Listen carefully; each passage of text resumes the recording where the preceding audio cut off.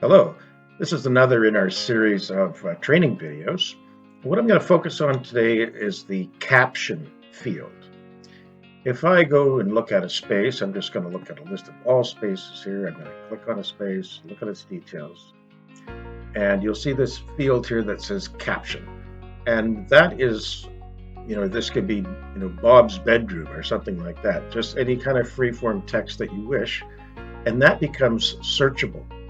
So for example, in a real world, we can come down here to this find a space, and this will allow us to search for a particular type of space. If I typed in Bob's bedroom, it would zoom us to that space. Here we're looking for data closet, so I'm just going to type in the word data, and it comes up with 4 hits.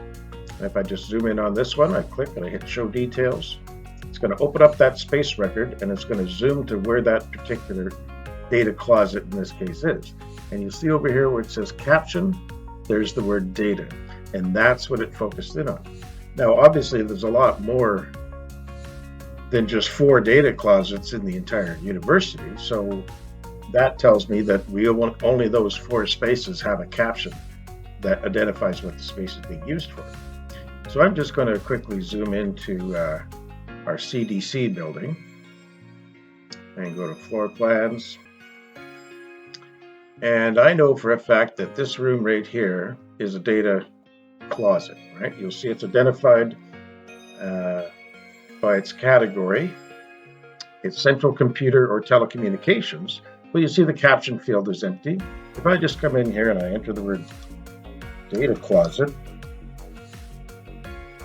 and hit save, now I'm going to go back to my dashboard and go back to our find a space, and up here I'm going to type in data, and you'll see that, oh, now the data closet comes up in our search, and I can come in, I can have a look at that, and it'll zoom us right into where that space is. Okay, so I just want to illustrate how important that caption field can be when it comes to searching for a space. Thank you.